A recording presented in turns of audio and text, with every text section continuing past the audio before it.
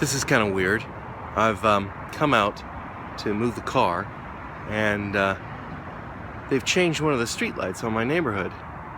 They've changed it from this style, which is kind of yellow and what we're used to, and then they've changed it to this bright white one down the street. And if you look past it, you can see that there are others that are of the old style. I mean, it's obviously producing a lot nicer light for the people walking by, but at the same time, it's quite bright. Saturday night, we went out with some friends, and afterwards, we went by one of those artisan ice cream places called Slickables. It's right next to the Heat Sing Labs there. And if that isn't the worst name you could come up with, well, short of, I guess, snot food or something. James had a very large ice cream sandwich. No snot that I'm aware of. We're catching the replay. It's just a few hours old of the KFC Big Bash League T20 final this morning. I haven't had much to report this week, but the final T20 cricket is this morning. So it's all very exciting. And the World Cup is coming up in March. I'm still ticked off that we got screwed up with the economic crisis, caused us to miss the World Cup final at Lord's a few years ago. I still have the tickets, but with the economy falling into the tank, we couldn't afford to go. Very annoying. But for now, Sydney Thunder, Melbourne Stars, go Melbourne. It's really still very, very dead in this mall. What was once the biggest mall in the state is now a former, well, it's not a former shadow, it is a shadow of its former self.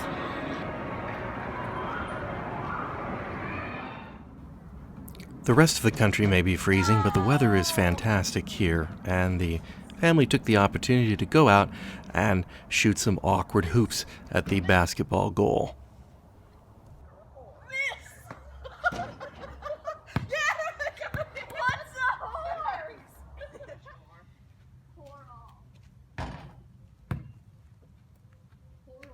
You would do better to just say H-O-R.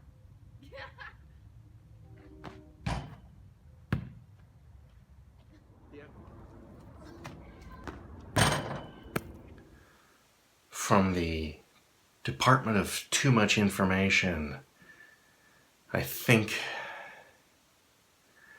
I ate something unfortunate today because there are problems. Let's just leave it at that.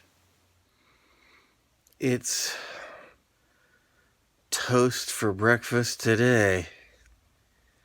Ugh. And rice for lunch. I've been sitting around a lot the last couple of days, so I feel like pacing around the room a bit.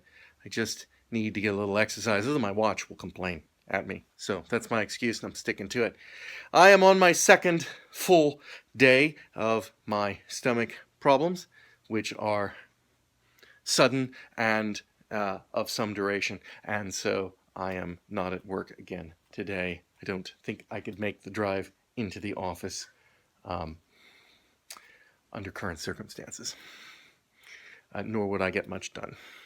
So I am sitting here between bouts, thanking my foresight and planning, because I've never been so happy to have a Japanese toilet seat in the house, which we originally got years ago because they are the most awesome thing. Anyway, while I am not otherwise preoccupied, I've been working on doing some video editing for Camp Quest. And I have to say, one of the coolest things I really like about Final Cut Pro, I've talked about it before, but I'll mention it again, is the multi-camera editing. Now, one of the cool things about this is that we're at an event. We have several people actually at camp with cameras shooting video. And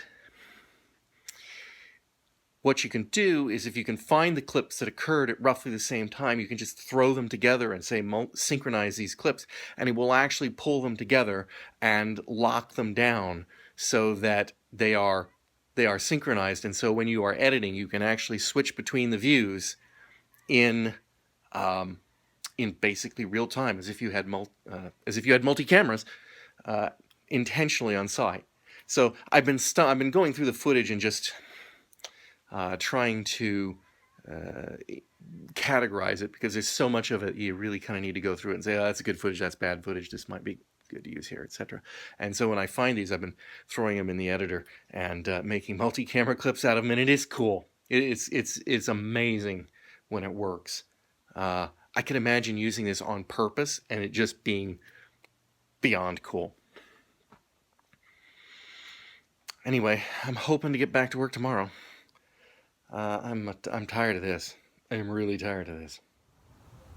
I tried to explain this yesterday, but I got interrupted by fire trucks running up and down the street, so I couldn't do it. But I'm here on my carport, and I'm going to show you this in a second. I don't want to do this standing out there because a neighbor's building a fence, and I don't want to look like a narcissistic teenager with a selfie stick.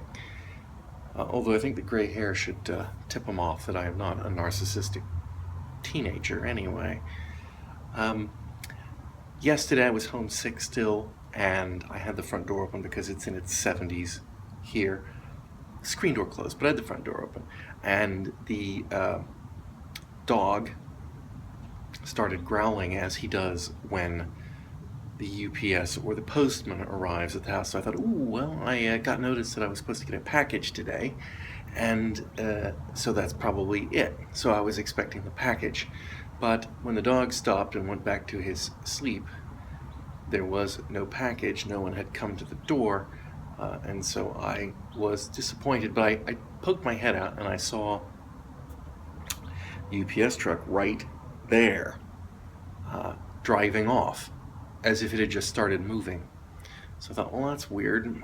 Well, he must have been growling because he was delivering to the other house or something. Anyway, a couple minutes later, I get a text message from Amazon saying, hey, your package was delivered. So I went out and I looked again, and there was no package. And again, I was home. You can't be fooled by this sort of thing. Sometimes that doesn't work quite right. I checked it in about an hour, and it still said no package. Well, there still was no package. But I looked online, and it said, oh, the package has been delivered on your carport. So let me just show you here what that means. I'm gonna go out there, and then I'm gonna walk you where we were. Front door is right there.